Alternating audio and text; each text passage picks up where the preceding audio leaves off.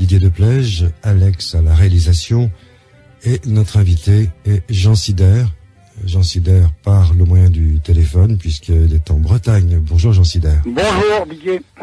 Alors c'est le tome 2 puisque lors de notre émission précédente autour du livre La vie vient d'une intelligence supérieure aux éditions JMG, nous n'avions pas reçu à ce moment-là le tout nouveau que vous venez de publier en novembre 2003, OVNI, dossier diabolique. Alors évidemment, je me suis penché aussitôt reçu sur ce livre, ce qui donne matière à cette nouvelle émission qui sert de complément. Et c'est fort intéressant sur plusieurs chapitres, sur plusieurs points. Toujours les enlèvements, bien sûr, puisque le dossier est inépuisable. Et puis, ce que vous n'aviez que peu abordé dans La vie vient d'une intelligence supérieure, ce sont les fameux MIB, les Men in Black. Et là, il y a un fort dossier à l'intérieur de ce livre, dossier comme je n'en ai trouvé nulle part ailleurs. Et ça donne le sentiment, en vous lisant, Jean Sider, que on lit 15 bouquins en lisant un seul, parce que vous disposez d'une documentation abondante et vous nous présentez les meilleurs cas puisés dans des ouvrages souvent américains et souvent aussi qui n'ont pas été traduits. Alors on s'enrichit d'un seul coup en vous lisant d'un dossier assez conséquent, voilà, puisé aux bonnes sources. Ce dossier Men in Black, il est souvent amusant, bien que très inquiétant. Oui, c'est ce qui ressort un petit peu de toutes ces histoires que j'ai pu compiler. Effectivement, la plupart de ces récits viennent des États-Unis, quelques-uns d'Angleterre, mais il y a eu quelques cas aussi dans d'autres pays, y compris chez nous. J'en connais au moins un, peut-être un deuxième. On en reparlera tout à l'heure. Alors, tout d'abord, je tiens à rectifier un tir. Le deuxième tome de La vie vient d'une intelligence supérieure est en gestation en ce moment. Il sortira qu'en 2004 ou en 2005. Le livre, avec mon dossier sur les Men in Black, est un livre à part, que j'avais déjà commencé à rédiger il y a déjà plusieurs années, mais je m'étais arrêté, j'avais repris ensuite, petit à petit, puis finalement j'ai décidé de le publier. Voilà. Alors, en ce qui concerne le phénomène Men in Black, ou homme en noir en français, c'est un phénomène qui est né avec l'apparition, du moins la version moderne des hommes en noir, est née avec l'apparition des soucoupes volantes en 1947, puisque le premier personnage à avoir rapporté une histoire de ce genre-là, c'est un témoin de l'affaire de Maury Island, et qui a été, à la suite d'une observation qu'il avait faite, a été visité par un homme qui est arrivé dans une voiture flambant neuve, noire, de type officiel. Il était lui-même costumé de noir, il avait une allure assez inquiétante et il a invité le témoin dans une brasserie pour les faire prendre un café ensemble. Et là, il a pris la parole, il n'a fait que parler et il a raconté pratiquement toute la vie du témoin, comme s'il la connaissait par cœur. Et ensuite, il lui a fait comprendre, avec des menaces plus ou moins voilées, qu'il avait intérêt à ne pas parler de son observation. Sinon, il lui arriverait des bricoles. Et le témoin, bon, il n'a pas tenu trop compte de ses avertissements. Quand il a repris son travail, il a commencé à raconter à tous ses collègues l'observation dont il avait été témoin, et puis finalement, bon, il a eu quelques petits pépins, mais je pense que les petits pépins qu'il a eus, ce sont des coïncidences de la vie de tous les jours, mais sinon, il n'a pas eu à pâtir des menaces de l'homme en noir. En général, d'ailleurs, les hommes en noir ne mettent pas leurs menaces à exécution, du moins, on ne connaît pas de cas dans lesquels ils s'en sont pris à la vie du témoin. Il y a peut-être des cas, mais on les connaît pas. Voilà. Alors ils ont une apparence fantaisiste, des voitures démodées. Chaque fois qu'on a pu l'observer, les plaques étaient fausses, mais ils sont habillés à l'ancienne, complètement décalés. Vous en citez un cas, par exemple, en Amérique, vêtu d'un costume noir, d'une cravate noire, chemise blanche, chaussures vernies et chapeau melon, ce qui est totalement incongru. Voilà.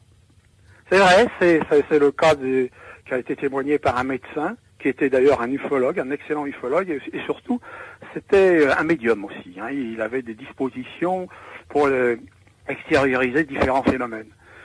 Cet homme s'est présenté à son domicile, à la suite d'une enquête que ce médecin, qui s'appelle Monsieur Hopkins, qui n'a rien à voir avec Bob Hopkins, rien à voir, ça n'est pas du tout de la même famille. Et il avait fait une enquête sur un abducté qui s'appelle, je crois que c'est son nom de famille, c'est Stephens, un abducté canadien, et qui lui-même d'ailleurs a été visité par un homme en noir également. Et à la suite de son enquête, ce personnage s'est présenté au domicile du docteur Hopkins, en l'absence, comme par hasard, de sa famille qui était partie au cinéma, sa femme et ses 2 fils, et il lui a fait un petit tour de prestidigitation, si j'ose dire, pour exercer sur lui une menace qui pouvait effectivement avoir les résultats escomptés. C'est-à-dire qu'il a fait sortir une pièce de la poche du docteur Hopkins, une pièce de 5 cents ou 10 cents, je ne sais plus. Il lui a dit, mettez-la dans une de vos mains, et ensuite, il a dit, regardez bien la pièce, et la pièce s'est transformée en fumée. Et il a dit ensuite au docteur Hopkins, si vous ne détruisez pas tous vos dossiers sur les ovnis, et en particulier tous les enregistrements que vous avez faits sur l'affaire Stephens, il va arriver à votre cœur ce qui est arrivé à la pièce. Voyez-vous. Et il a cité aussi en exemple, ça je l'ai pas mis dans mon bouquin, il a cité en exemple, il a parlé de Barney Hill, le mari de Betty Hill, qui ont été les premiers abductés connus, les premiers enlevés dans une soucoupe volante, qui ont été connus en 1961. Et il a dit, vous savez, Barney Hill, il en savait trop, et il est mort comme ça parce qu'il en savait trop, il a trop parlé. En fait, quand le docteur Hopkins s'est renseigné auprès de l'épouse de Barney Hill, celle-ci lui a dit, non, rassurez-vous, mon mari n'est pas mort d'un arrêt cardiaque, il est mort d'une crise d'apoplexie. Donc, vous voyez, il y a eu, de la part de ce personnage, une menace qui a été bien ficelée, puisque le docteur Hopkins a tellement été épouvanté que tout de suite, il a commencé par détruire tous ses dossiers. Vous voyez que, par moments, ils sont particulièrement convaincants. Oui, en effet. Donc, on ne saura jamais ce que contenaient ces dossiers de si importants. Non, voilà, on sait qu'il y a eu un cas, le fameux Stephens, mais on n'a pas toutes les retranscriptions des séances de régression hypnotique. Alors, voulez-vous nous raconter cet épisode d'une conférence qui se passe dans le midi de la France? Un conférencier a réuni un groupe d'amateurs éclairés et à l'entracte. Alors, il s'agit d'un cas qui s'est déroulé en 1972 à Draguignan. C'était un samedi soir. Les organisateurs d'un petit groupe d'ufologues, dont Jean Chassaigne, qui est un ancien pilote civil, Jean Chassaigne et ses amis avaient organisé une conférence sur les ovnis. La salle était pratiquement pleine, et mon correspondant qui m'a signalé cette affaire, et qui a été témoin, qui a bavardé avec l'homme en noir, il se trouvait au premier rang. Et le personnage en question est venu s'installer à côté de lui.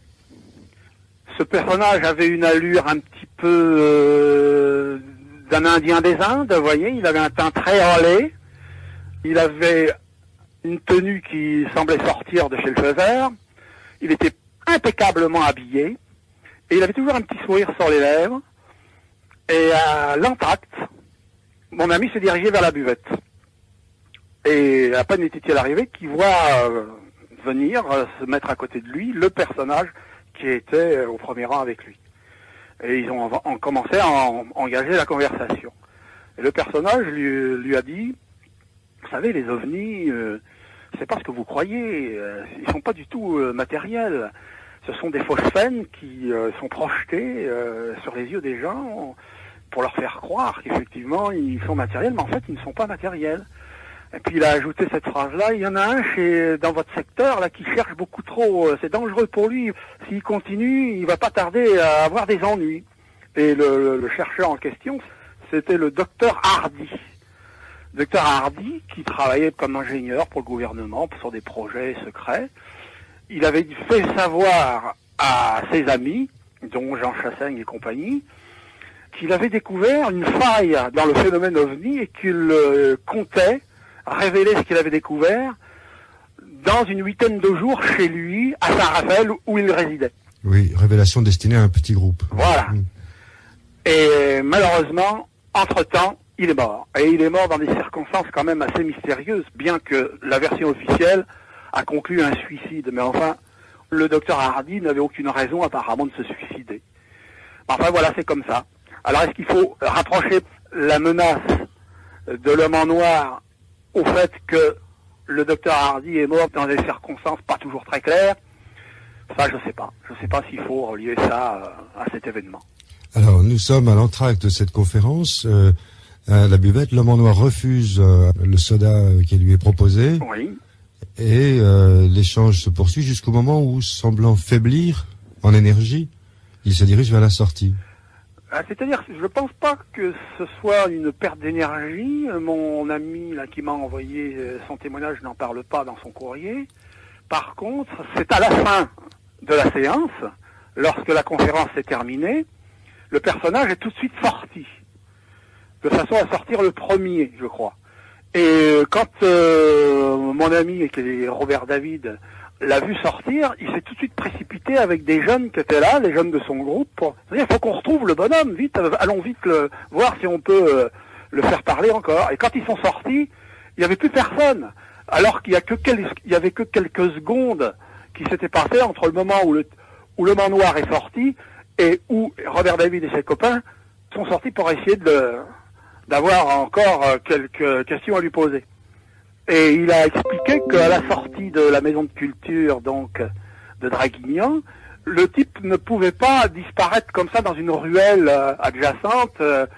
C'était pas possible parce qu'il y avait une grande rue qui passait devant la maison de la culture et on ne pouvait pas bifurquer dans une autre rue parce qu'il n'y en avait pas. Il fallait aller beaucoup plus loin. Et il pense, sans toutefois l'affirmer ouvertement, que le bonhomme s'est évaporé d'une manière qu'il ignore. Cette perte d'énergie, j'ai dû l'emprunter à une autre histoire racontée dans votre livre. Et c'est celle du docteur Hopkins. À un moment donné, le docteur Hopkins, quand l'homme en noir a fait son petit numéro, il s'est levé pour partir et puis il a dit au docteur Hopkins, il faut que je m'en aille maintenant parce que je perds mon énergie. Ça, il l'a bien dit. Et quand il est sorti en titubant. Et pour descendre les quelques marches qui étaient devant le porche d'entrée de la maison du docteur Hopkins, il a descendu les marches une par une, mais vous savez, comme s'il avait du mal à se déplacer. Et ensuite, le docteur Hopkins, qui était resté sur le palier de sa porte, l'a vu traverser l'espace libre qui était devant sa maison, toujours en titubant. Il a traversé la route, puis ensuite il a disparu.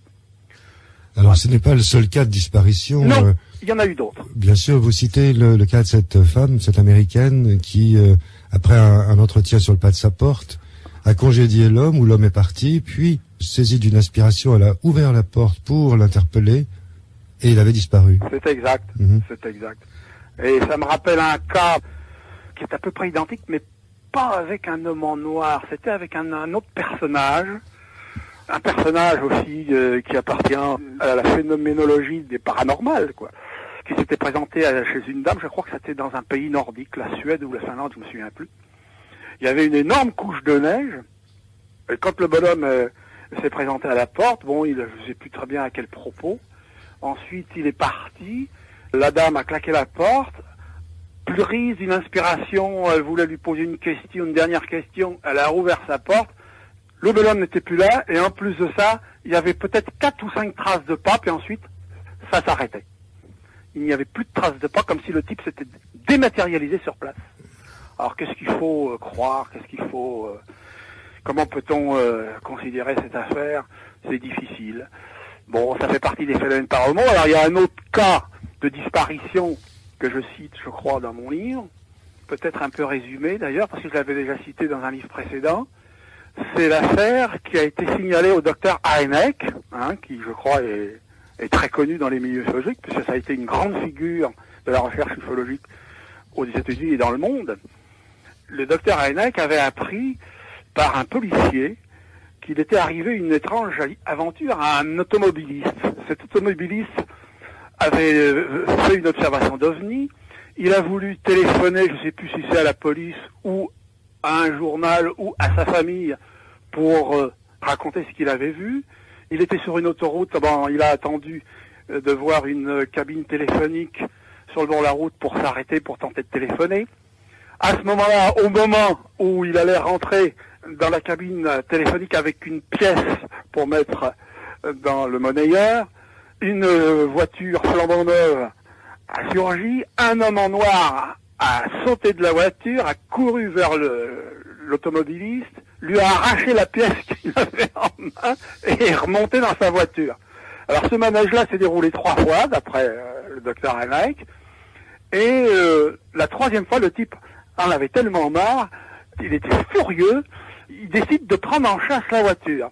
Il prend en chasse la voiture, puis à un moment donné, donc, il se rapproche un peu de la voiture, au point qu'il a pu noter le numéro de la plaque d'immatriculation, mais au moment où il s'en approchait vraiment très près, la voiture a décollé du sol, elle s'est élevée à peut-être 20 mètres de hauteur, puis ensuite elle s'est évaporée dans l'air comme si elle s'était dématérialisée, les mêmes choses. Vous voyez, c'était le genre d'histoire qui est très difficile à accepter, mais enfin, quand vous en avez plusieurs qui vous tombent comme ça entre les mains, vous êtes obligé quand même de vous poser la question de savoir quand même s'il y a un réel phénomène qui se produit. Et je pense que c'est vrai. Je pense que les gens sont sincères.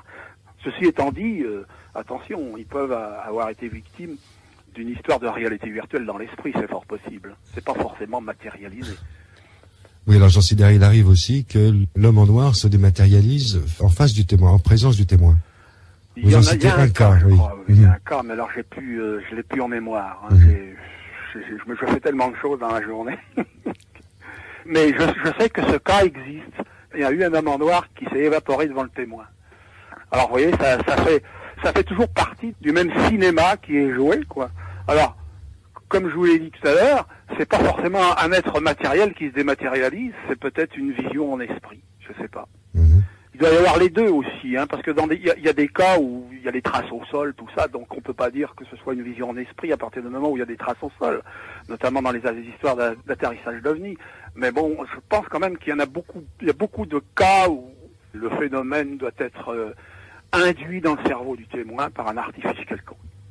Vous citez aussi cette aventure qui se passe dans une galerie marchande habituellement fréquentée. Et un homme est interpellé par 2 hommes en noir. Et à ce moment-là, le témoin s'aperçoit que, contrairement à l'habitude, les passants se raréfient et les voient à travers les vitres ailleurs dans les autres pièces, mais là, ils sont seuls. Oui, c'est un cas canadien, effectivement. Je m'en souviens. C'est un jeune homme qui voulait rentrer dans un grand magasin. Alors, avant d'entrer dans le magasin, il y avait une espèce de pièce libre où se trouvaient des téléphones. Là, il voulait téléphoner.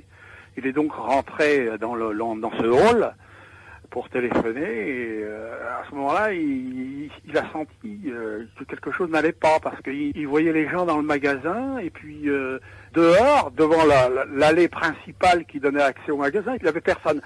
Et en plus de ça, il n'y a personne qui rentrait dans le magasin et personne qui rentrait, alors que normalement, dans une grande surface, il y a sans arrêt des allées et venues.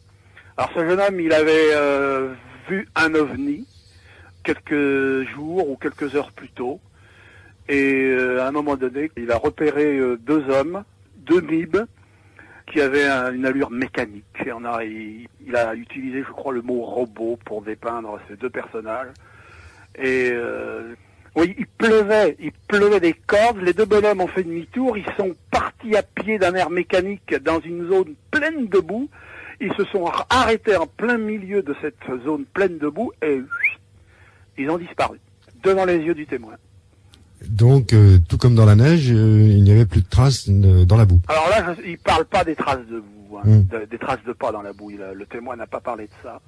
Il faudra que je refouille encore dans mes archives pour trouver ce cas. Ouais, le lecteur fouillera dans votre livre, comme ça il pourra goûter les histoires. Oui. Alors il y a une autre histoire aussi que j'ai rapportée. C'est une histoire anglaise. Le témoin principal était un père de famille tout à fait ordinaire, qui ne s'intéressait pas du tout aux ovnis. Puis un jour, il a pris une photo de sa fille, et en développant la photo, il y a un étrange petit personnage qui est apparu en partie caché par la tête de la fillette du témoin. Et c'est la police qui, en fait, a mis la presse au courant, parce que sinon, lui, il voulait pas faire trop de tapage avec cette histoire. Donc la photo a été publiée, il y a une enquête qui a été faite, etc.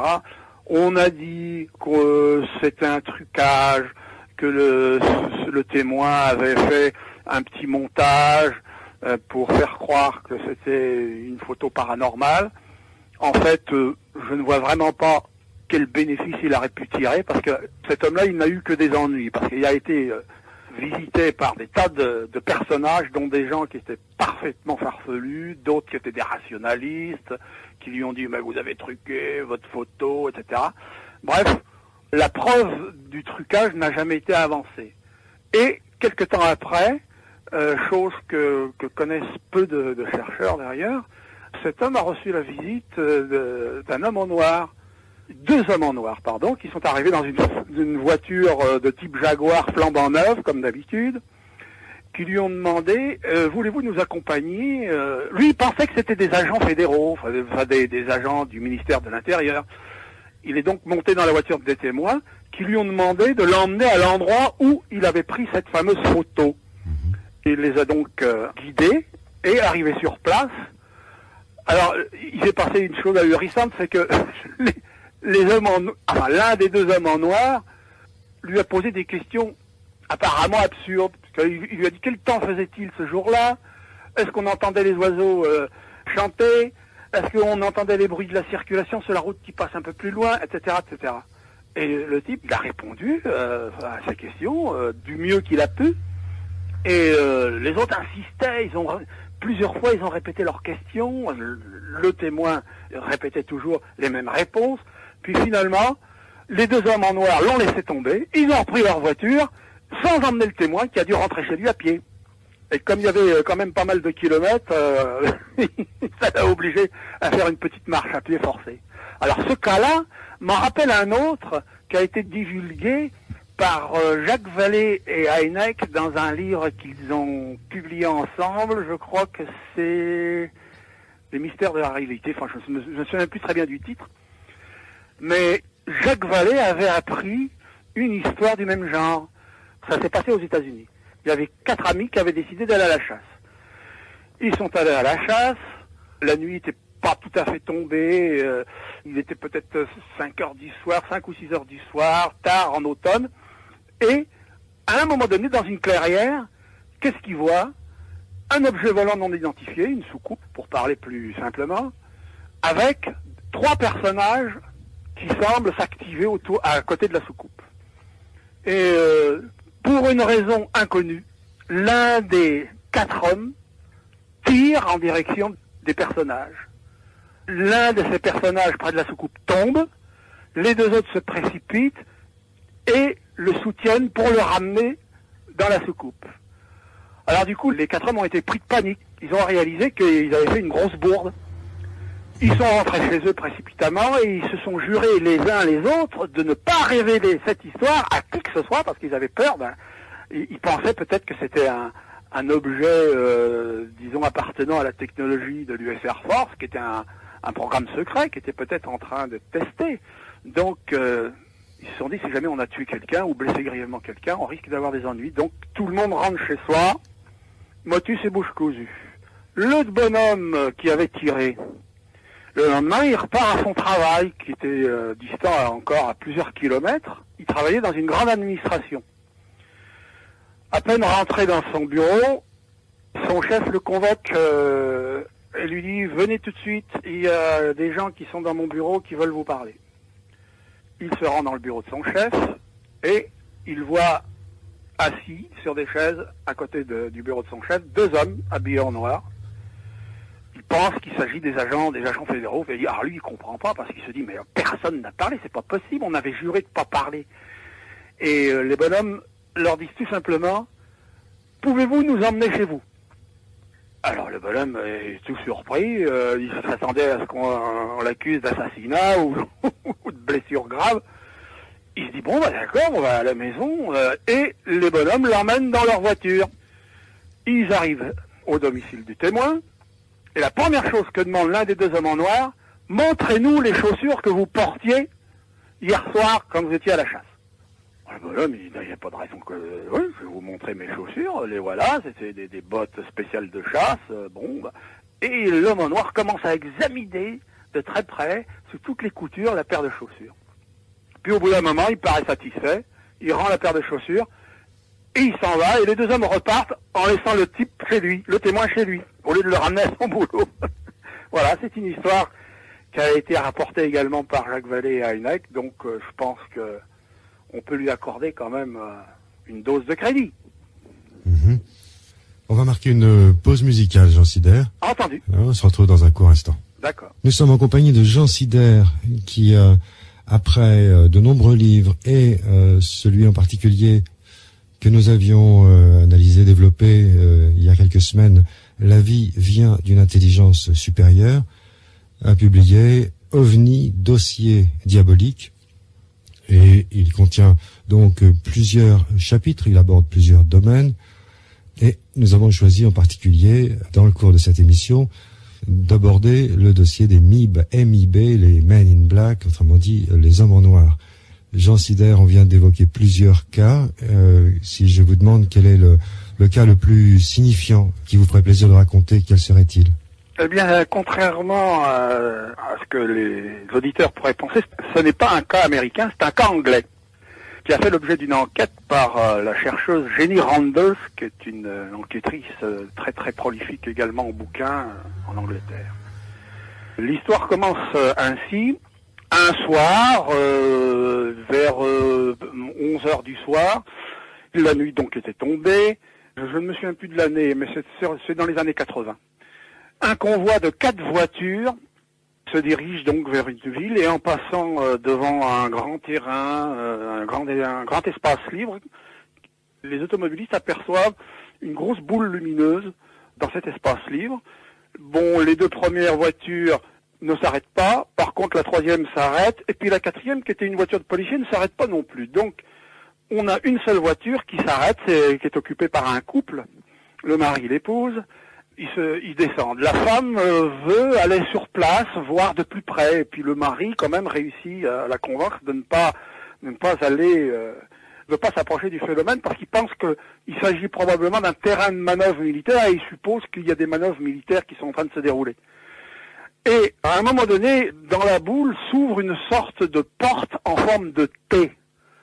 À ce moment-là, les témoins sont quand même interloqués et même saisis d'une peur bien compréhensible, au point qu'ils décident tout de suite de rentrer sans attendre. Hein. Et ils rentrent. Ensuite, le lendemain, il y a une femme policier qui vient sonner à leur porte et qui vient leur demander s'ils ont quelque chose à dire en ce qui concerne leur observation faite. Alors ils pensent que la voiture de police qui suivait la leur a dû faire un rapport également et puis signaler le numéro d'immatriculation de leur voiture de façon à ce qu'on puisse les retrouver. Et ils disent non, il n'y a rien d'extraordinaire, non, on a vu quelque chose. Alors la bonne femme leur dit ce que vous avez vu, vous savez, c'est pas un ovni, hein, non, c'est une tente. Alors, le couple en reste baba. Une tente, on sait parfaitement ce qu'on a vu, c'était pas une tente, c'était quelque chose on ne sait pas trop, mais c'était probablement un vaisseau aérien, mais lequel, ça on ne sait pas. Bon, la femme s'en va, et comme l'affaire s'était ébruitée dans les journaux du fait que la police avait mis la presse au courant, voilà que le téléphone commence à sonner chez les témoins, toutes sortes de quémandeurs, des chercheurs, des parapsychologues, etc. Tout le monde s'y met pour essayer de soutirer d'eux un témoignage de première main, etc. Bref, voilà que les ennuis commencent. Et pour avoir la paix, ils décident de faire une conférence dans leur pavillon. Et il y a un policier qui a dit d'accord, moi je viendrai vous donner un petit coup de main. Alors, le policier prévient la presse locale, c'était dans une petite ville du sud de l'Angleterre. Donc, un après-midi, plusieurs personnes se retrouvent comme ça dans le salon d'attente en attendant le début de la conférence. Tout à coup arrive une voiture, toujours flambant neuve comme d'habitude, avec 2 hommes en noir, dont l'un est manchot. Et les 2 hommes se précipitent donc à l'intérieur du pavillon, demandent à parler au témoin, les témoins les reçoivent, et l'un des 2 hommes dit au couple, écoutez, vous ne devez pas parler de votre observation. Voilà. Oui, mais j'ai convoqué la presse, dit le témoin. regardez, ils sont dans le salon. Ne vous en faites pas, je m'occupe d'eux. L'homme en noir sort de la pièce, va dans le salon d'attente et se débarrasse, on ne sait trop comment, des journalistes qui étaient là. Et tout le monde s'en va, en grommelant un peu, mais enfin bon, tout le monde s'en va. Et voilà que l'homme en noir revient vers les témoins et leur renouvelle certaines menaces, plus ou moins voilées, il faut pas parler de ça, etc., etc. Il y a l'histoire, cette fois c'est une histoire américaine, qui est arrivée à un ufologue. Parce qu'il y a eu quand même plusieurs ufologues qui ont eu le privilège, si j'ose dire, d'être confrontés à des hommes en noir, ou un homme en noir, parce que quelquefois ils sont seuls, quelquefois ils sont deux, quelquefois ils sont trois. Il y a par exemple Albert Bender en 53, il y a le docteur Olavo Fontes, le Brésilien, en 57 ou 58, John Keel en 66 a prétendu qu'il avait vu plusieurs hommes en noir, mais enfin avec John Keel il faut se méfier parce que John Keel, il a le tort de raconter des histoires qui sont pratiquement invérifiables. Il cite pas toujours ses sources. Il y a eu donc Robert David en France en 72 à Draguignan. Il y a eu donc le docteur Herbert Hopkins en 76. Et puis il y a eu l'enquêteur américain. En fait, c'est pas un enquêteur, c'est plutôt un analyste. C'est Peter Roszkiewicz. Alors, quand Peter Roszkiewicz a fait connaître son observation, il a fait croire, il n'a pas dit que c'était lui, il a utilisé un nom d'emprunt, comme si c'était un autre personnage que lui qui avait fait cette observation. Il se faisait appeler Monsieur Elliott. Mais en fait, moi j'ai su par la suite que c'était Peter Roszkiewicz lui-même qui avait fait l'observation. Alors ça s'est passé, tenez-vous bien, dans une bibliothèque où Peter Roszkiewicz faisait des recherches, parce que je crois qu'il est spécialisé dans le folklore, la mythologie, des choses comme ça. Il faisait donc des recherches dans des bouquins dans cette bibliothèque. Et à un moment donné, il a vu arriver un bonhomme, habillé tout en noir, qui s'est installé en face de lui.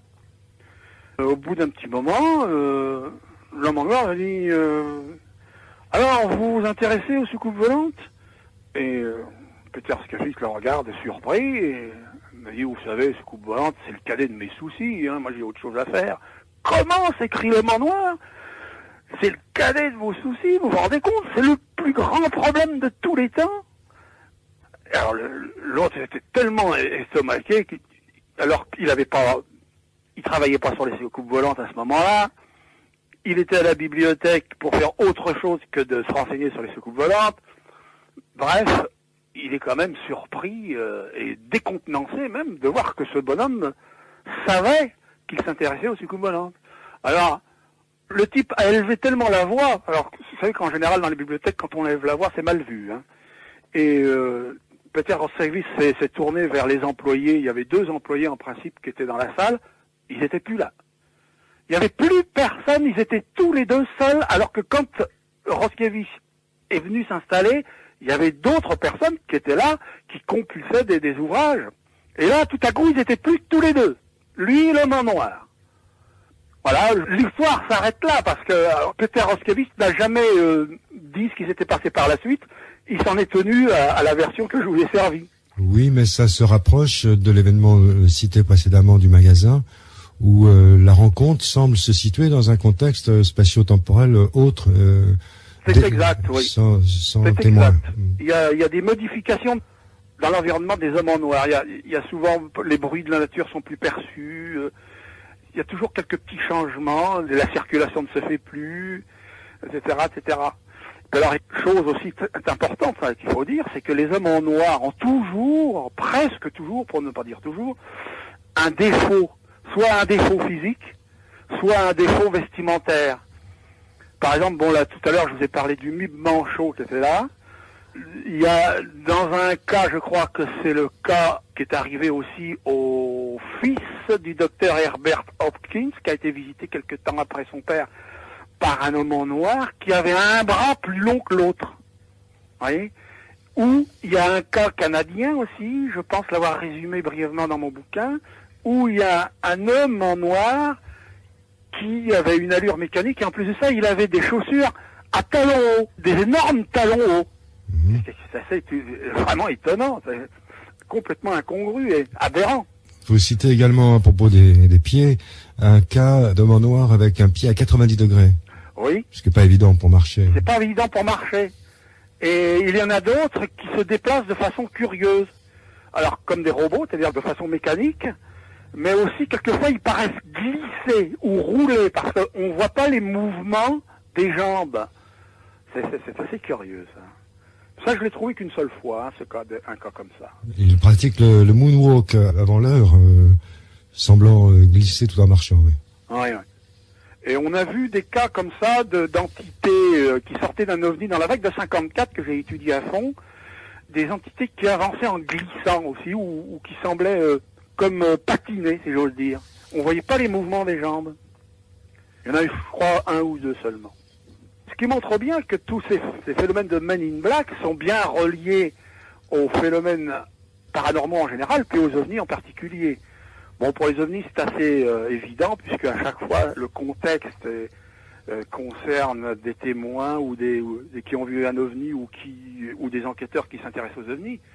Mais sinon, il n'y a pas d'autres contextes que cela, en ce qui concerne les hommes en noir. Alors, Jean Sider, il semble que les hommes en noir débarquent chez vous. À peine avez-vous été témoin de quelque chose, avez-vous pris une photo quelque part, ils sont déjà là. Oui, ils sont souvent là, pas toujours, hein, ça c'est pas toujours le cas, mais il y a eu des cas où effectivement ils se sont présentés aux témoins avant que celui-ci n'avertisse la police ou une autorité quelconque. Et parfois, ça a été confirmé d'ailleurs par des enquêtes qui ont été faites par l'US Air Force, ils se sont présentés aussi avec des uniformes de l'US Air Force, hein. Dans d'autres cas, ils étaient habillés en civil, des vêtements noirs, mais ils ont montré rapidement une carte de la National Security Agency ou peut-être de la CIA, je ne sais plus. Et donc ils se sont fait passer pour des agents fédéraux. Et il y a eu des enquêtes qui ont été faites pour déterminer si vraiment ces gens-là étaient des enquêteurs fédéraux, mais il s'avère qu'en fait ils n'étaient pas du tout qualifiés pour appartenir à ce genre de catégorie. Ce qui a même poussé l'US Air Force, de la bouche de ses porte-paroles, à publier, à faire des conférences de démenti. Exact. J'ai publié la traduction du communiqué de presse qui a été délivré par le Pentagone à l'époque. Hein, c'était, je sais plus, dans les années 60, je crois. Et effectivement, dans lequel l'officier qui a rédigé ce rapport reconnaît qu'il y a eu des cas où des personnages de type homme en noir ou alors revêtus de l'uniforme de l'US Air Force se sont présentés chez des témoins d'OVNI, soit pour leur soutirer des documents comme des photos qu'ils avaient faites, comme par exemple il y a eu un témoin, je sais plus très bien son nom, qui était connu pour avoir pris une photo qui a fait le tour du monde à l'époque, c'était dans les années 50 ou 60, et il s'est fait remettre les négatifs. Je me souviens plus de quel témoin s'agit-il. Mais c'est une photo qui avait fait le tour du monde, qui a été publiée dans de nombreux ouvrages. Je pense que c'est surtout les photos qui les intéressaient, ou qui paraissaient les intéresser, parce qu'on voit vraiment pas qu'est-ce qu'une photo peut constituer un danger pour ces gens-là. On en a fait des milliers de photos d'OVNI. Hein, même bon, si dans le lot, il y a toujours un gros pourcentage de trucage, bien sûr, il y a toujours des plaisantins qui s'amusent à faire des trucages, mais il y a des cas authentiques. Et je vois vraiment pas qu'est-ce qu'ils peuvent tirer comme profit en essayant de soustraire des documents, d'autant que les documents avaient déjà été publiés. Hein. Ce sont des situations finalement qui sont absurdes, ridicules et même grotesques. Je crois que c'est voulu ça. C'est voulu parce que je pense que le phénomène, comme disait d'ailleurs Jacques Vallée en son temps, du temps où il publiait pas mal de livres sur les ovnis, il disait le phénomène renie sa propre existence parce qu'il introduit dans ces manifestations des éléments qui vont donc conforter celui qui croit aux ovnis, puis en même temps il introduit d'autres éléments qui vont faire ricaner les rationalistes. Alors parfois les interrogatoires sont extrêmement pénibles, ils se nomment de noms curieux comme commandeur ou simplement par des numéros. Voilà, en Angleterre, oui. Et les témoins chaque fois rapportent que l'entretien s'est mal déroulé. Oui, alors là, il y a une indication très forte montrant que les témoins, lorsqu'ils ont affaire aux hommes en noir, sont privés de leur volonté. Par exemple, dans les cas anglais que vous avez cités, là, dans un de ces cas, les témoins ont accepté de recevoir les deux hommes en noir alors qu'ils s'étaient mis d'accord tous les deux, pour ne plus recevoir qui que ce soit. Ils en avaient marre de tous les quémandeurs qui leur téléphonaient ou qui venaient sonner à leur porte. Donc, ils ont été privés de leur volonté, et les hommes en noir se sont comportés de façon un peu agressive dans leur langage.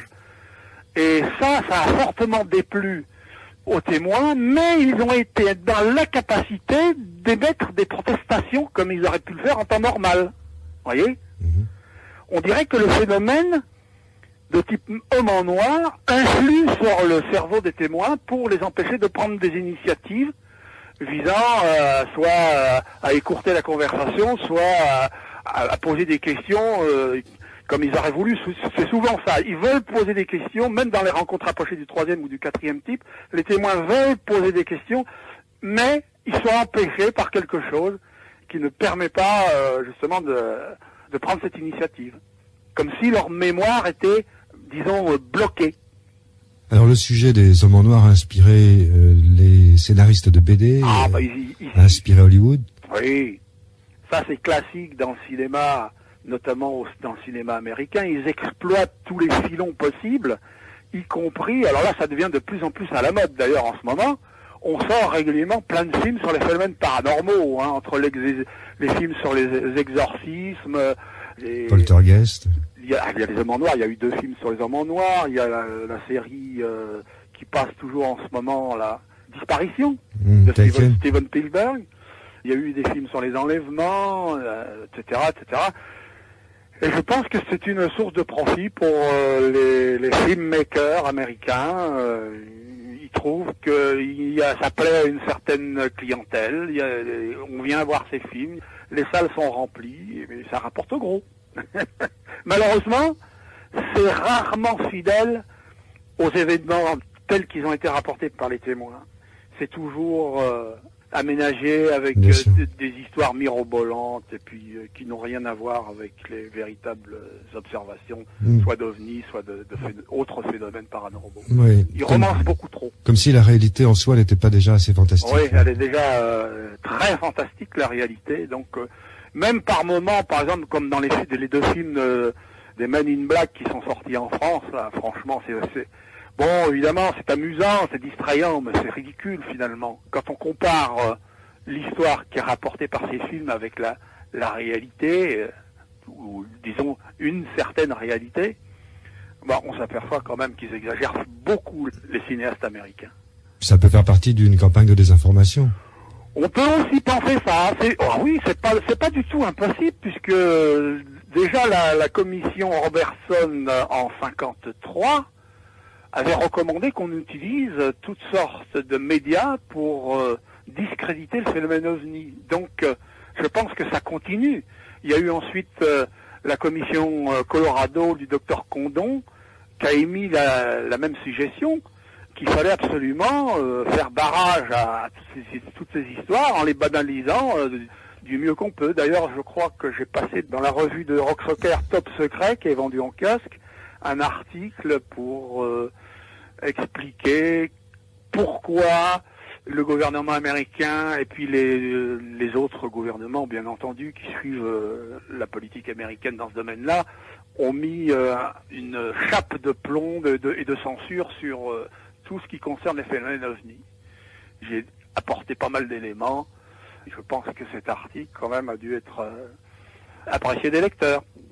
Alors, dans le prochain, il y aura un article sur la peur des gouvernements, la peur qui est prouvée officiellement, parce que j'ai eu accès à des documents qui démontrent de façon absolument officielle que les gens du pouvoir, notamment aux États-Unis, bien sûr, ont une trouille monstre de ces phénomènes. Ils les redoutent particulièrement pour différentes raisons, mais chacun a une bonne raison de les redouter, y compris les scientifiques, pas forcément les politiques. Les scientifiques aussi ont peur. Bien, Jean Sidère, après une courte pause musicale, on va tenter d'aborder les explications. Oui. On se retrouve tout de suite. Entendu. Ici et maintenant, la vague d'OVNI avec Jean Sidère. Et il s'agit pour l'instant de Men in Black, les hommes en noir. Les auditeurs trouveront dans l'autre volet d'entretien avec Jean Sidère beaucoup d'autres facettes du phénomène OVNI, les abductions, etc.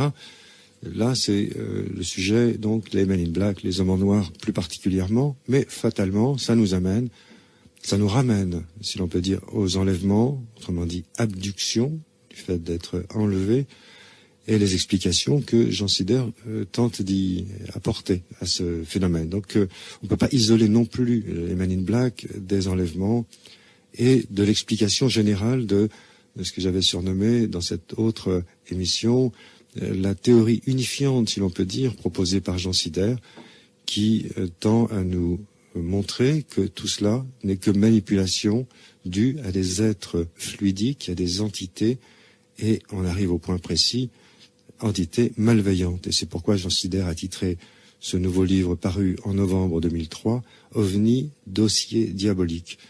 Alors, Jean Sider, que nous retrouvons, Jean Sider, les enlèvements, les hommes en noir, de même que, vous le dites, tous les phénomènes parapsychologiques, communication avec les défunts, poltergeist, etc., auraient une explication commune, simple, à savoir la manipulation par des êtres d'une intelligence supérieure.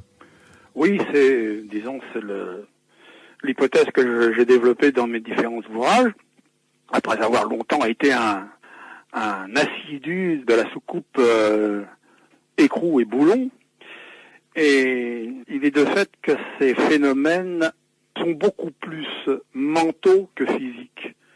Je ne dis pas qu'il y a que du mental. Il y a aussi peut-être, dans certains cas, des matérialisations, parce qu'il semble que ces entités, c'est même prouvé puisque on en a eu déjà des preuves à plusieurs reprises, que ces entités puissent se matérialiser dans notre espace-temps sous des formes qui leur complaisent, aussi bien en forme humaine comme en forme de monstres ou tout ce qu'ils veulent, quel que soit l'aspect sous lequel ils veulent paraître, ils peuvent le faire parce qu'ils ont apparemment des capacités sur les particules de la matière. Et je pense que à ce niveau-là, la nature des entités est beaucoup plus fluidique que de chair et de sang comme nous. Alors en ce qui concerne les Men in Black et les enlèvements, à ma connaissance, mais je peux me tromper, à ma connaissance, il n'y a pas de cas direct entre enlèvement et Men in Black. Il y a eu des cas d'abductés qui ont eu affaire à des hommes en noir, mais bien après leur enlèvement.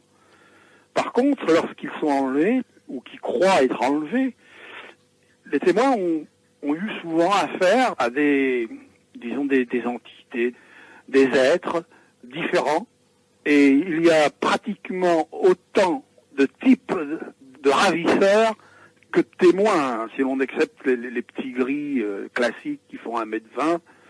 Sinon, dans d'autres cas où on a vu des êtres de grandeur normale comme nous, ou même plus grands que nous, c'est très diversifié. Il y a même carrément des monstres. Alors, les Men in Black, pour revenir sur ce sujet-là, sur lequel on parle aujourd'hui, il y a une connotation quand même qui est religieuse dans cette affaire. Parce que les Men in Black représentent la résurgence du diable et des démons. Autrefois, du temps de l'Inquisition, puisque c'est du temps de l'Inquisition qu'on a mis à jour ce type d'entité, avec les procès de sorcellerie, les témoins qui étaient interrogés quelquefois sous la torture, etc.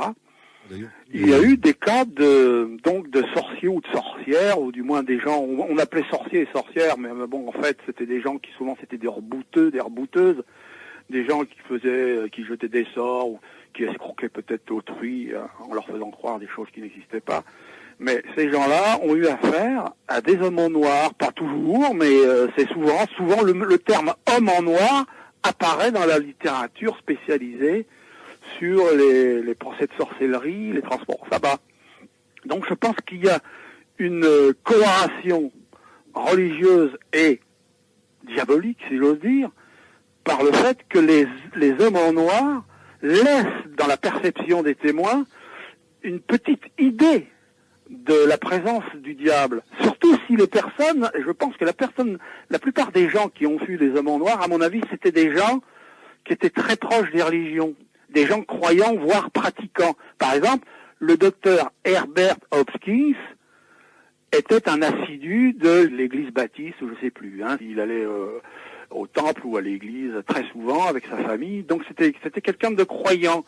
Et je pense que la plupart des gens qui voient les hommes en noir ont un psychisme qui prédispose ces entités à s'extérioriser sous cette forme. Il y a un parallèle avec les vampires, la couleur noire voilà. Ayant la faculté d'absorption de la lumière et de la non-restitution, alors voilà. que le blanc reflète, et puis le noir absorbe. Oui, il y a ça. Et puis il y a le fait que le noir, c'est la couleur de la mort. Et la mort, qui dit mort, dit diable aussi, parce que le diable est toujours là. Et on a souvent attribué au diable des morts d'individus sans pouvoir apporter de preuves, bien entendu, parce que en général, les individus qui avaient perdu la vie dans des circonstances tout à fait naturelles, soit maladie, soit accident, même s'ils sont morts peu de temps après avoir été visités par soit une entité diabolique, soit un homme en noir, soit un autre personnage du paranormal, ils ont perdu la vie dans des circonstances naturelles. Donc on ne peut pas accuser vraiment le phénomène d'avoir tué des gens, mais il y a des chercheurs qui sont convaincus que les entités, parfois, se livrent à des faits répréhensibles, quoi, même à des homicides. Mais personne n'a jamais pu prouver une telle chose.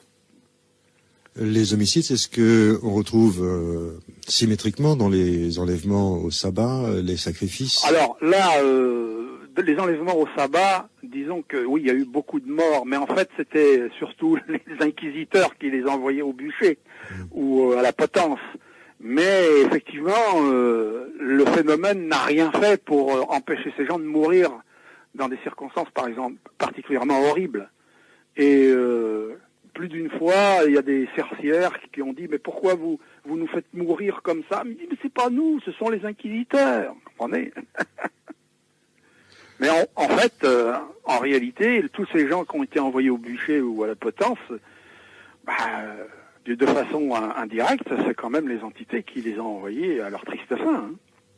Alors, dans vos recherches, Jean Sida, vous aboutissez, la piste vous mène, si l'on peut dire, à donc la présence parmi nous, au-dessus de nos têtes, dans notre environnement, au-dessus de la planète, et à l'intérieur même de notre vie quotidienne, permanente, depuis des millénaires, d'entités dites fluidiques, agissantes, par le pouvoir de se matérialiser, dématérialiser. Oui, c'est l'hypothèse que je défends, mais comme je dis à mes lecteurs, je peux me tromper, je n'ai pas la réponse définitive à ce mystère. Je doute d'ailleurs qu'un jour on puisse la trouver. Mais enfin, étant donné que je m'intéresse au sujet, je me suis permis quand même d'émettre mes opinions, même si certains de mes lecteurs ne les partagent pas. Mais enfin, ça c'est une question d'univers conceptuel. Chacun a sa façon d'entrevoir la réponse à cette énigme. Moi, j'en ai une, mais je reconnais que je peux me tromper et qu'il y a d'autres solutions. Ça peut très bien être des extraterrestres qui sont en chair et en os, et puis qui ont des facultés, qui disposent d'une technologie tellement supérieure à la nôtre qui nous font croire à des tas de choses qui peuvent très bien. Moi, je pense que on n'aura jamais la réponse à la question. En tout cas, il y a de manière permanente le phénomène de tromperie. Alors là, oui. Et ça m'a beaucoup frappé parce que si ce phénomène passe son temps à nous tromper, ça suppose de mauvaises intentions. C'est pour ça que je pense que le phénomène est un phénomène qui tire de nous un profit. Et j'ai pensé qu'il pouvait s'agir d'entités parasitaires qui exploiteraient les humains à un certain niveau, et j'ai pensé qu'il pouvait peut-être s'agir des émotions, les émotions les plus fortes. C'est une supposition, attention. Je n'ai pas la prétention d'avoir des éléments probants qui démontrent le bien fondé de cette hypothèse. J'ai simplement des éléments qui, quand on les met bout à bout, me font penser à ça. Ceci étant dit, ça peut être autre chose. Oui, on va y revenir sur les émotions. Mais dans un premier temps, vous dites que les êtres fluidiques ont la capacité d'agir sur la matière au niveau de ces particules élémentaires. Autrement dit, les assembler, les désassembler oui. dans un ordre choisi. Oui, Oui, parce que il y a quand même plusieurs exemples qui illustrent ce propos.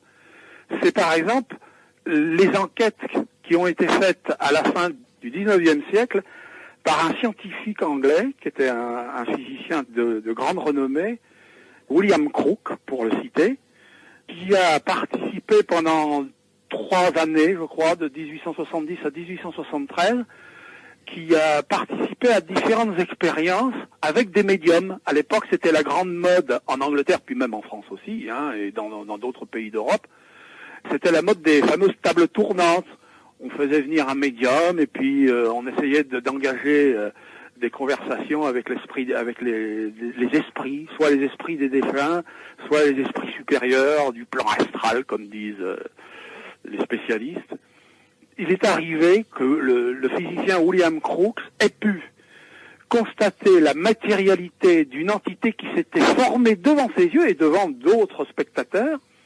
Il a pu contrôler que cette entité avait un cœur qui battait, qu'elle avait un pouls qui battait également.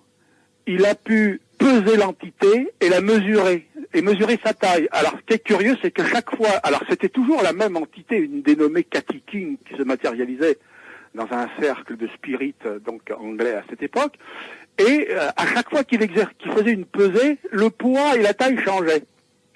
Et à la fin de son petit numéro, l'entité a même distribué des mèches de cheveux et des morceaux de sa robe.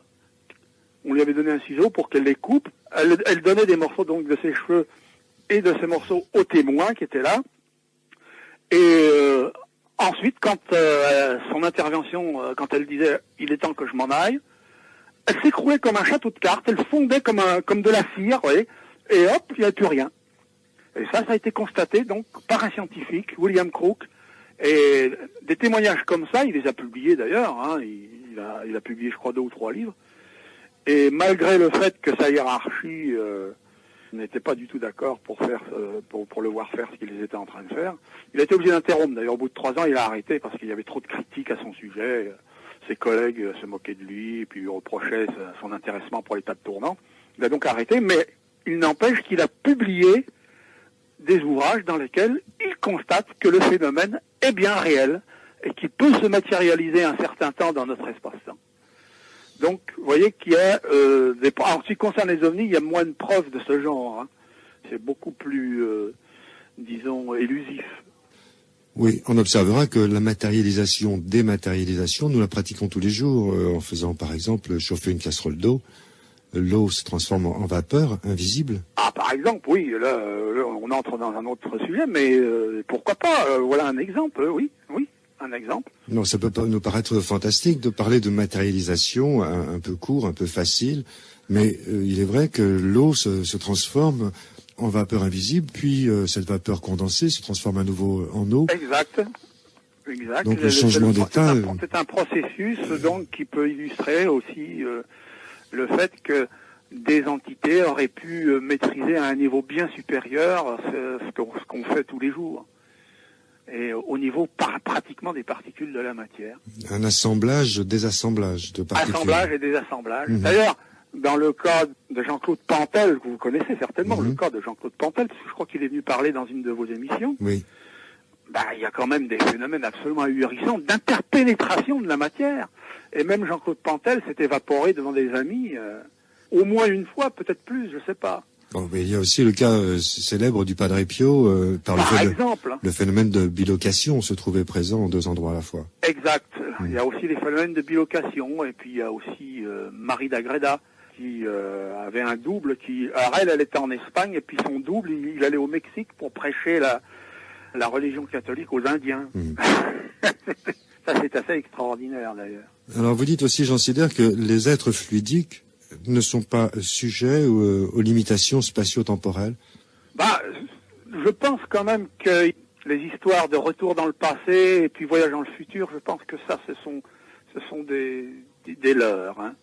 Dans l'espace, oui, mais l'espace temporel, ça, c'est une autre affaire. Précisément, là, je vous cite, ils ont accès à un milieu ondulatoire où le temps n'existe pas. Oui, c'est ce que je suppose. Hein. C'est toujours pareil, on est toujours dans le domaine des suppositions. peut-être que mon discours a l'air d'être affirmatif dans mon livre, mais en fait, il faut bien comprendre que ce sont des suppositions, il n'y a pas de preuves scientifiques. Là, on extrapole, etc.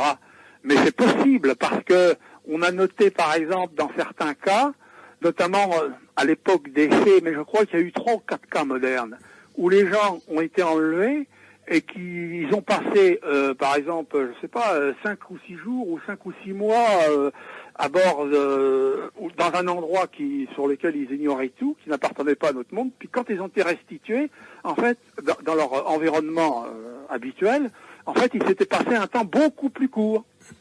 Donc apparemment, il y aurait une anomalie temporelle dans le milieu où se situent ces entités.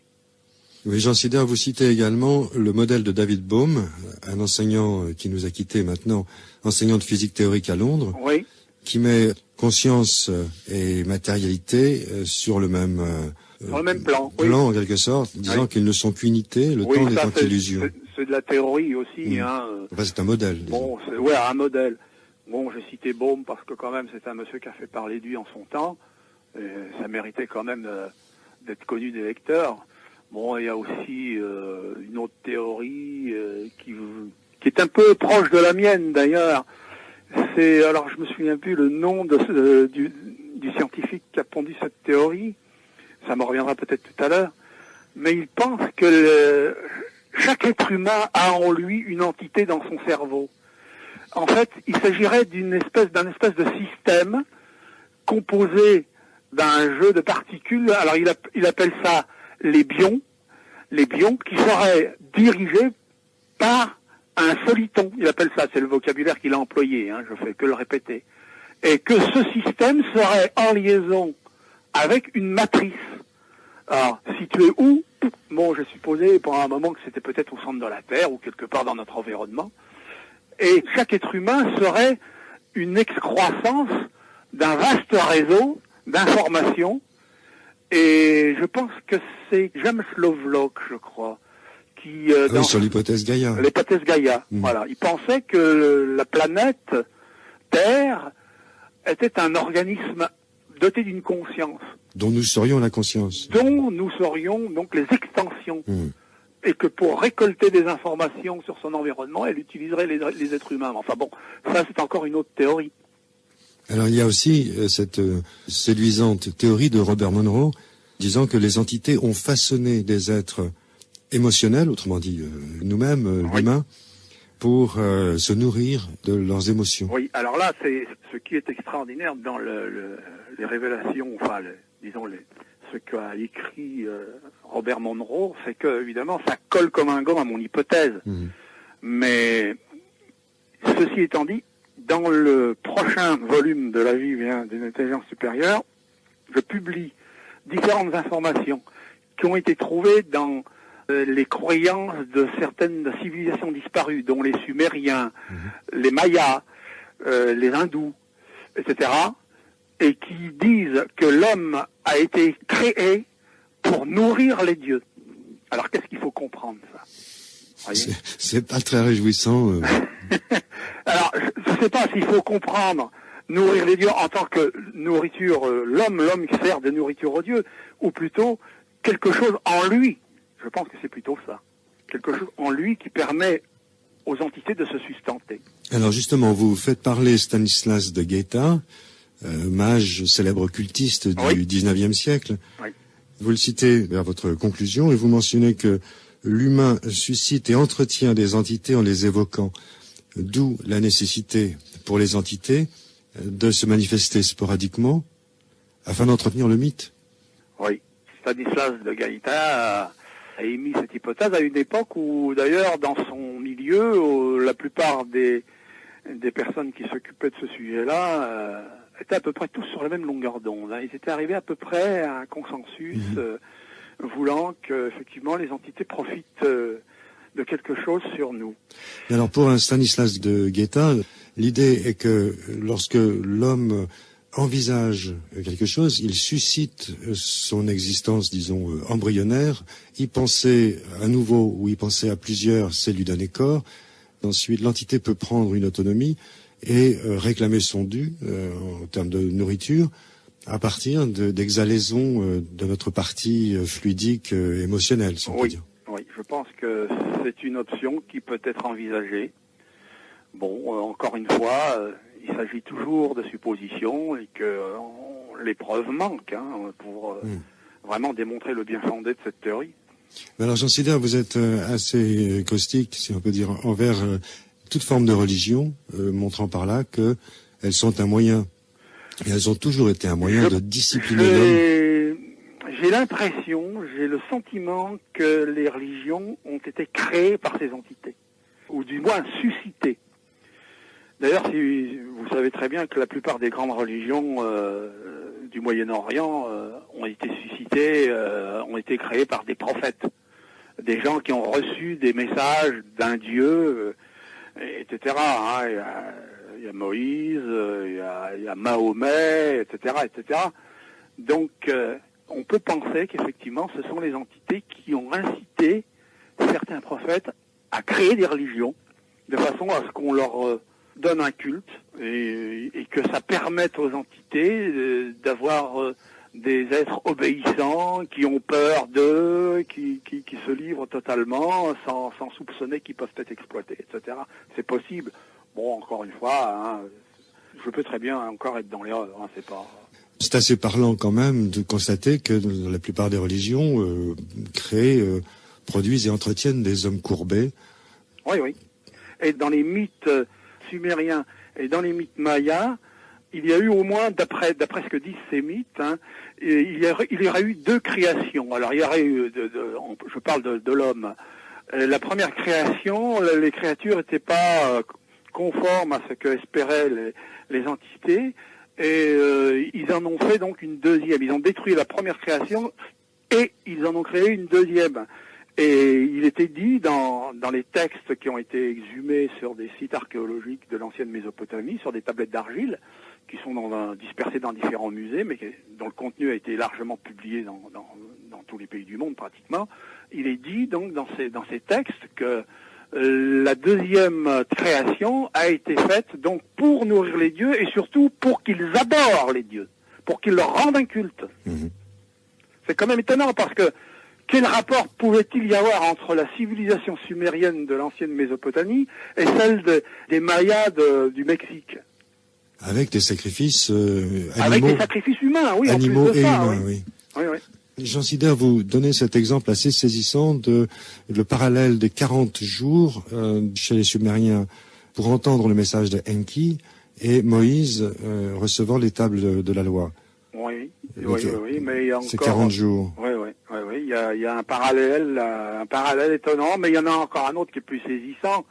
C'est celui de Moïse et du roi Sargon qui a vécu au moins 1500 ans avant Moïse.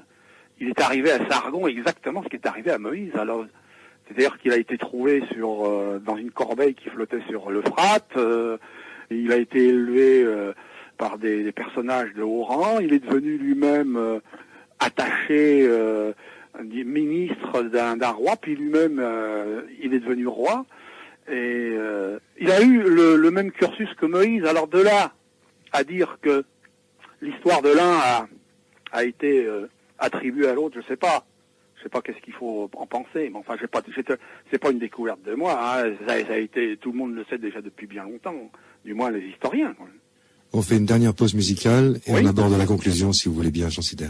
D'accord. Jean Sider, vers la fin de votre livre, vous citez un rapport d'une agence américaine, un correspondant d'une agence d'État, en réponse à un écrivain qui lui soumettait ses recherches, montrant que les agences gouvernementales s'intéressent à cette théorie d'entité fluidique, de manifestation diabolique. Oui, de toute façon, je pense que dans le secret des programmes officiels de recherche, parce qu'il y en a, c'est à peu près certain, il n'est pas possible d'imaginer que les gouvernements laissent de côté complètement ces sujets, il doit y avoir des recherches secrètes. Il est probable qu'ils ont émis toutes sortes d'hypothèses et que celle que je défends doit être également, envisagée. Pourquoi pas? Mais bon, ceci étant dit, les recherches du gouvernement, on ne les connaîtra probablement jamais. En tout cas, pour l'exemple que vous donnez, une personne d'une agence américaine se mouille au point de commenter favorablement ses recherches. C'est une personne qui avait été mise en rapport par le chercheur Ray Bosch. Oui. Et là, il y a 2 pages d'un texte en réponse, voilà. Disant effectivement, nous-mêmes avons tenté des manipulations mentales et nous nous sommes aperçus que nous étions nous-mêmes manipulés par des entités dangereuses. Oui, c'est Linda Moulton Howe, qui est une chercheuse américaine assez performante, qui a publié 3 énormes pavés sur les enquêtes qu'elle a pu faire. Elle s'est déplacée dans différents lieux, aux États-Unis, en Angleterre et même dans d'autres pays étrangers pour faire ses recherches. Et effectivement, elle a reçu un jour un courrier d'un personnage qui s'est présenté comme un ancien, disons, agent d'un organisme de sécurité qui a été apparemment bien informé du temps de ses activités professionnelles. Et je ne sais pas qu'est-ce qu'il faut exactement penser de ce courrier, parce que vous savez, des gens qui ont été dans le secret et puis qui se montrent si bavards que ça, je sais pas, j'ai un doute quand même, hein. J'ai un doute, parce qu'en général, ces gens-là, ils sont astreints au secret et on lâche pas des secrets comme ça, parce qu'il y a quand même, ils ont pris des engagements, ces gens-là, et ça peut avoir ils peuvent faire l'objet de poursuites pour ne pas avoir respecté leur engagement. Alors, je sais pas, c'est possible, hein, il se peut que ce soit un texte tout à fait de bonne foi, mais ceci étant dit, il y aura toujours un doute, hein, parce que Linda Moulton Howe, qui fait pourtant un excellent travail, elle accorde souvent du crédit à des gens qui n'en méritent pas. Faut faire très attention, d'autant que ça peut faire partie aussi d'une campagne de désinformation, parce que Linda Moulton Howe a déjà été l'objet de manipulation par un dénommé Richard Doty, qui était un sous-officier de l'OSI. L'OSI, c'est l'Office of Special Investigation, je crois. C'est un organisme des renseignements de l'US Air Force. Elle avait été convoquée un jour dans une base, je crois que ça doit être la base d'Albuquerque. D'ailleurs, elle n'était pas seule, il y avait également un dénommé John Lear qui était avec elle, et puis un autre chercheur qui s'appelle Peter Gersten.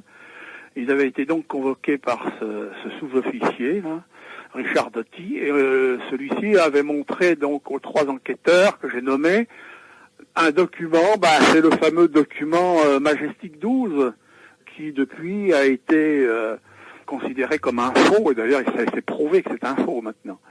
Donc vous voyez que déjà Linda Moulton Howe a fait l'objet de manipulations visant à la discréditer. Et peut-être que la lettre qui a été publiée dans son livre, et dont j'ai reproduit la traduction, est peut-être aussi une action d'intoxication, de désinformation, je ne sais pas comment il faut dire, et visant à, disons, lui faire croire que c'est quelque chose qui est vrai alors que ce quelque chose est faux.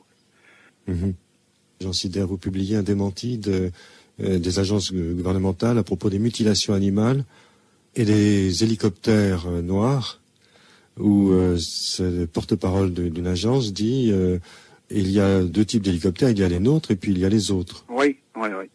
Oui, ça, il n'y a pas si longtemps que ça, j'ai fait un article pour Rock Soccer et sa revue Top Secret, qui parle de ces mutilations de bétail et des actions qui sont attribuées à des hélicoptères qui n'ont aucun signe d'identification. Et ce texte sera publié probablement au printemps. Et quand j'ai composé ce texte, j'ai encore fait des découvertes, parce que j'ai plein de bouquins à la maison, mais je les lis pas tous. Alors en feuilletant des bouquins que j'avais pas lus complètement, j'ai encore fait des découvertes. Alors par exemple, à un moment donné, j'ai trouvé une histoire d'hélicoptère donc qui survole un site de mutilation. Le témoin est un shérif. À un moment donné, l'engin se transforme en ovni. Alors ça fait quand même terriblement bizarre. Alors par contre, il y a effectivement des hélicoptères, soit de l'US Air Force, soit de la garde nationale ou d'un autre service étatique, militaire ou civil, qui ont des missions de surveillance dans certaines zones. Alors ça se passait à l'époque des mutilations de bétail dans les années 70 et 80, je ne sais pas si ça se passe toujours, mais il y a souvent des hélicoptères qui circulent dans les cieux américains. Donc, dans certains cas, il y a peut-être eu des confusions. Peut-être que des gens ont mal vu. Ils ont vu un hélicoptère classique et puis ils ont cru voir un hélicoptère dit fantôme dont on attribue les mutilations animales. Mais il est évident que les mutilations animales sont attribuables à des engins volants parce qu'on a retrouvé des carcasses dans des arbres, dont une fois on a retrouvé une vache en haut d'un énorme pin qui montait à plus de 10 mètres. Alors, il est évident que c'est pas les animaux prédateurs qui font ça.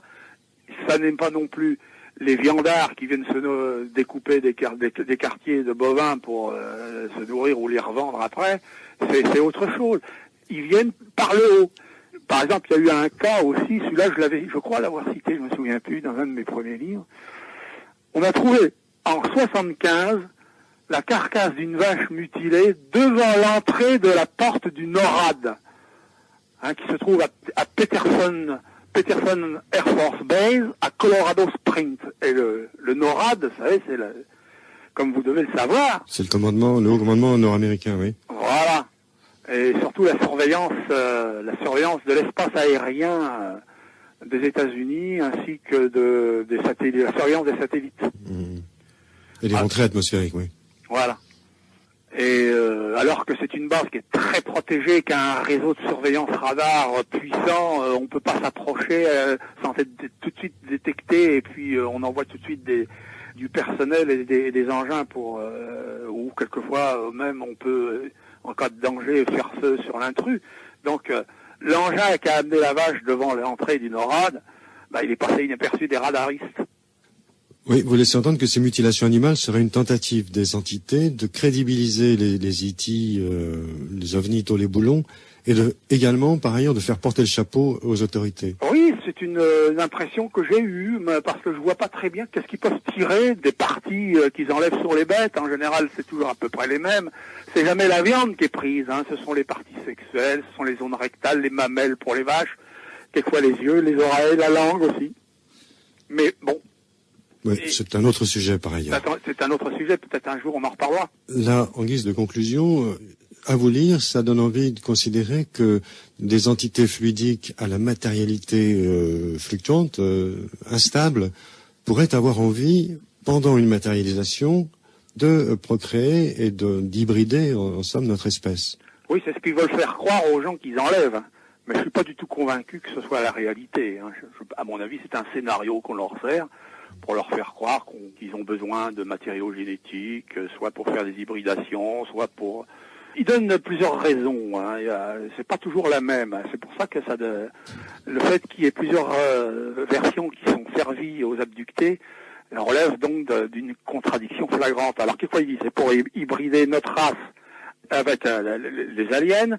D'autres fois ils disent on a besoin de matière logique pour sustenter les ressources génétiques de notre espèce qui s'appauvrissent de plus en plus, etc. Et il y a une autre, je sais plus encore qu'est-ce qu'il y a eu comme version, mais il y en a eu au moins 3 ou 4 qui ont été servis aux abductés, comme je dis. Mais j'ai beaucoup de mal à croire que tout ça soit le reflet de la véritable réalité. Je pense qu'il s'agit encore une fois de scénarios qui sont distillés aux victimes de ces événements, quoi. À mon avis, ce sont des images virtuelles qui sont imprimées dans leur cerveau.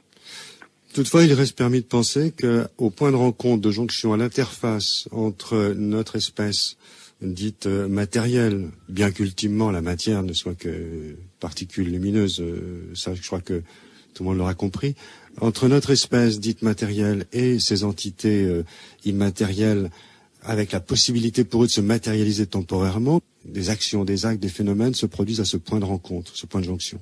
Oui.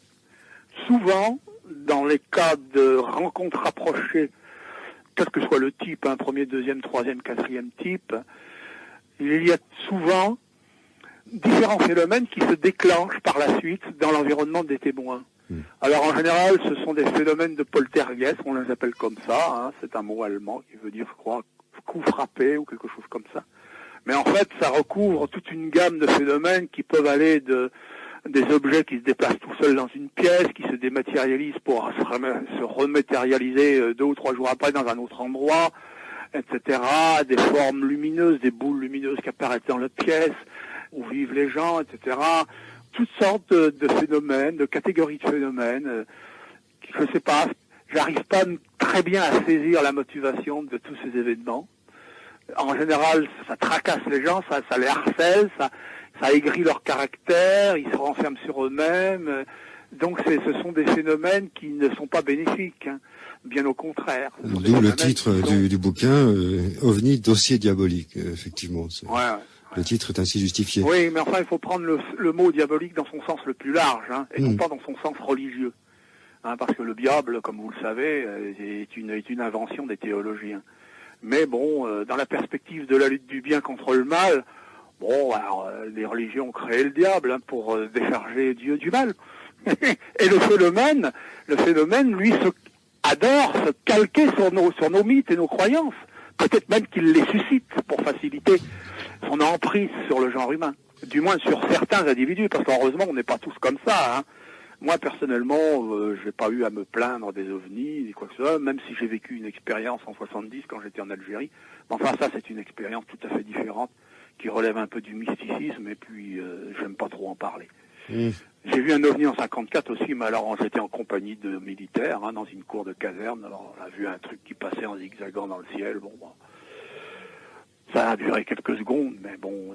Sinon, j'ai pas été harcelé par des hommes en noir, ni par d'autres phénomènes de ce type. Alors Jean Sider, en fait, vous êtes loin d'être seul à penser ce que vous évoquez dans ces récents livres, après avoir été un compilateur de phénomènes tôt les boulons. Maintenant, vous ouvrez à cette théorie entièrement illusoire, manipulation d'entités fluidiques. Il y a de nombreux chercheurs que vous citez qui partagent exactement le même point de vue, ou des points de vue très très proches. Oui, il y a Jacques Vallée pour le citer, puisque j'ai eu la chance de le rencontrer chez moi un jour qui passait à Nantes. Il a fait un saut de voiture jusqu'à chez moi. Je l'avais déjà rencontré à Paris, quand j'habitais à Clichy. Bon, donc lui, si vous voulez, c'est un peu Jacques Vallée d'ailleurs qui m'a incité à fouiller dans d'autres histoires que les histoires d'OVNI, hein, parce que lui, il a été le premier à noter qu'il y avait des parallèles entre les nains, les farfadets, les lutins qui couraient dans les campagnes autrefois avec les entités de notre siècle. Donc, c'est grâce à lui, si j'ose dire, que j'ai pioché mon sujet dans des directions qui sont pas toujours comprises par d'autres chercheurs. Et c'est dommage, parce que si tout le monde faisait ce que je fais, on arriverait peut-être mieux à s'entendre. Et dans mes relations, il y a d'autres chercheurs aussi qui sont un petit peu sur la même longueur d'onde que moi, mais avec des petites variantes. Bon, on arrive quand même à se tolérer, et puis mais il faut se dire qu'après tout, on n'est pas seul, et on n'a pas forcément raison, et que les autres, c'est peut-être les autres, ou du moins quelqu'un d'autre qui, lui, détient la bonne solution.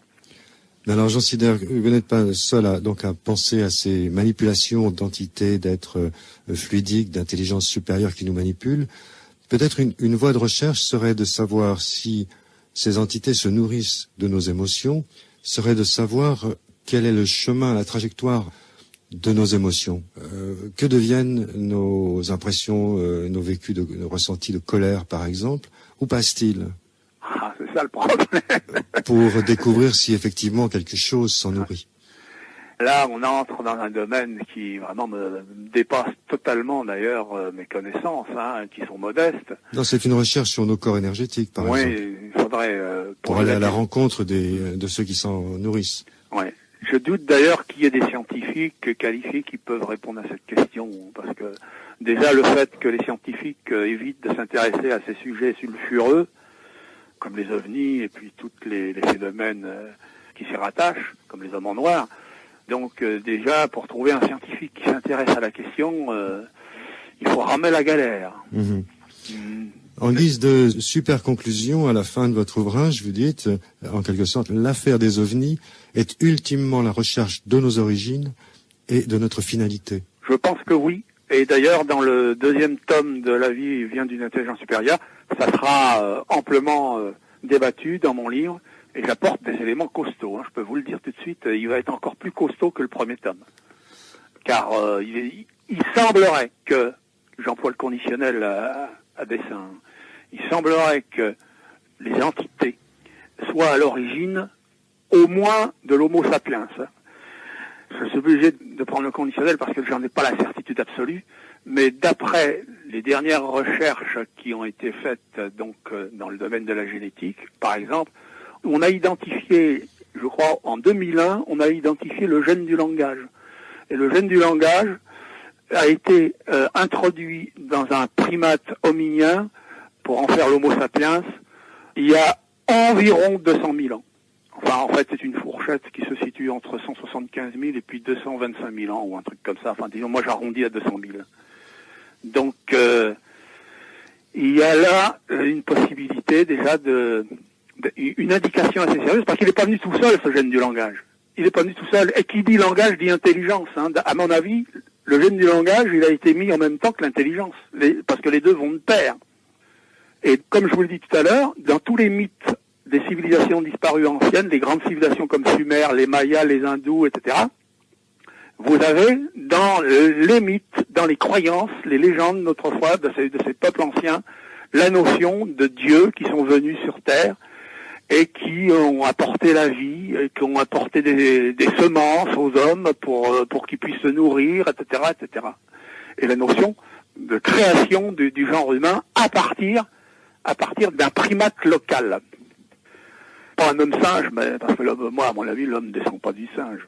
Mais disons un primate hominien qui devait exister avant et qui, avec une manipulation génétique, a été transformé en Homo sapiens. C'est mon impression. Maintenant, d'autres peuvent penser différemment. On va citer la Bible, que vous placez en exergue de votre conclusion. C'est chez Isaïe 45, 7. Je forme la lumière et je crée les ténèbres, je produis le bonheur et le malheur, moi, Yahvé, je fais tout cela.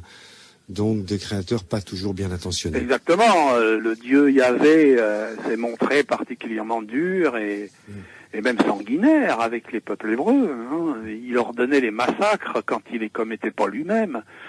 Et quand on lit toute cette série effarante de drames qui ont touché le peuple hébreu à cette époque lointaine, on reste effaré parce qu'on se dit mais c'est pas possible, c'est pas un dieu, ça c'est un démon. Enfin, les conclusions des conflits religieux et autres qui ensanglantent la planète sont peut-être à rechercher dans la manipulation d'entités fluidiques qui se font passer pour des dieux. Stanislas de Gaïta, dont on a évoqué le nom tout à l'heure, pensait la même chose. Il disait ces entités, alors je ne sais pas sur quoi il s'est appuyé pour dire ça, mais il pensait que certains massacres, certains accidents, certaines morts d'individus étaient provoqués par ces entités. Mais je ne peux pas vous dire sur quoi il s'est appuyé pour être aussi catégorique dans ses affirmations. Jean Sida, vous avez ouvert des pistes, des portes, des voies d'études et d'exploration. Je rappelle que vous êtes publié là depuis plusieurs ouvrages chez JMG, autant pour La vie vient d'une intelligence supérieure que pour OVNI, dossier diabolique, paru en novembre 2003. Et puis, je vous donne rendez-vous pour une prochaine émission. Oui, pourquoi pas. Merci Jean Sida. Je vous en prie. Au revoir.